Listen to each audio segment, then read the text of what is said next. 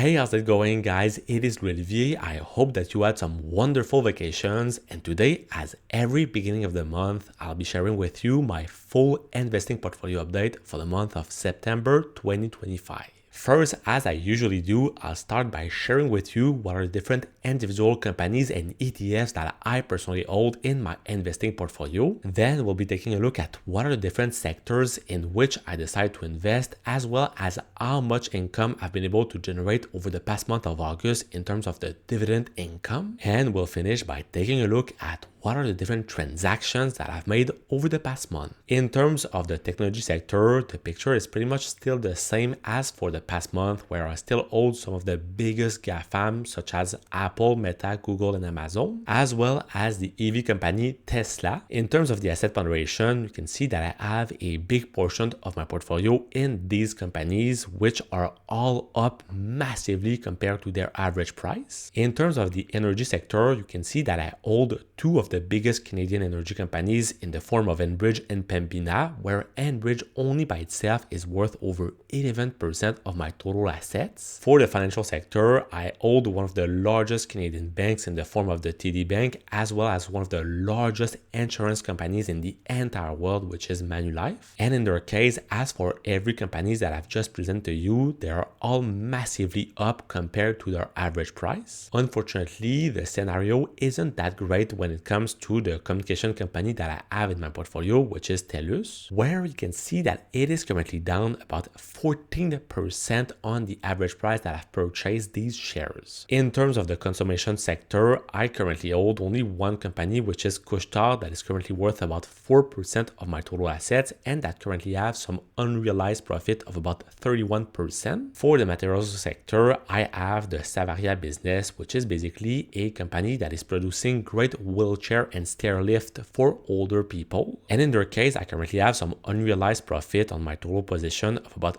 35%. For the real estate investment trust company that I have in my portfolio, which is Raucan, you can see that on its side, it is currently up close to 40% on the average price. And finally, for my last small pick company that I have in my portfolio, which is the 5N+ company, you can see that it is massively up more than 226% compared to my initial purchase. And now in terms of the ETF section, where over the next couple of months and years, I'm looking to increase more and more my ponderation in these great funds, I first hold the Vanguard S&P 500 Index ETF with the ticker VFV. On its side, this fund is worth about 11% of my total assets, but in the short term, I want to be able to increase this ponderation to at least 20 to 25% of them. And I currently have some unrealized profit of about 53% on my average price. In terms of my global stock market tracker, I have invested a certain portion of my assets into the iShares Core Equity ETF with the ticker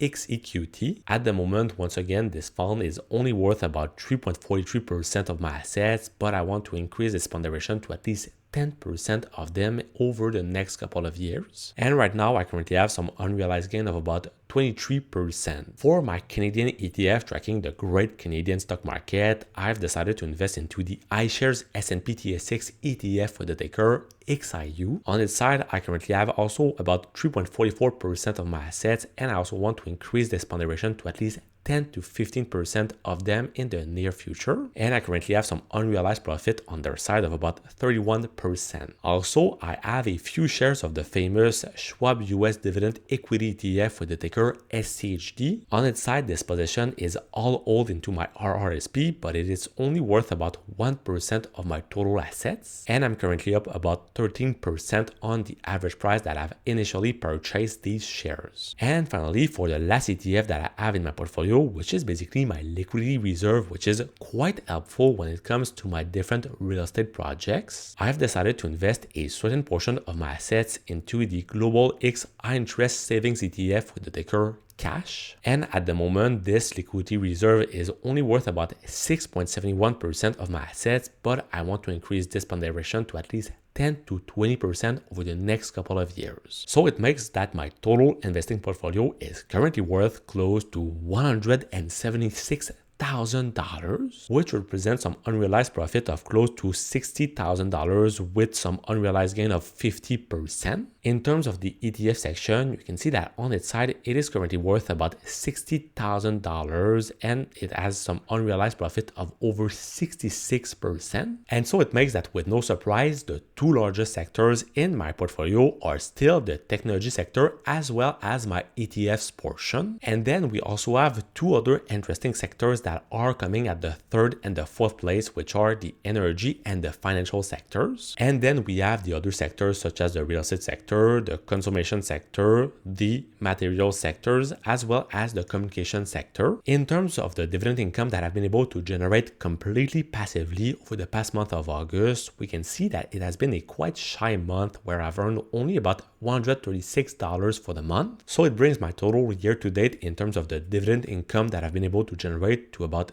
$2,088. In terms of the different transactions that I've made over the past month, you can see that I've been able to re-increase my position into my liquidity reserve. And I also decided to buy more shares of Google because the company, in my opinion, was undervalued. And we've seen recently that it has been able to rebound quite properly. And I've also bought one more share of Manulife. But now on your side, if you're looking to find other great Canadian dividend stocks that could be interesting for you to have on your watch list for the rest of 2025, well, check out the video that's going to be right over here and I will see you soon. Peace.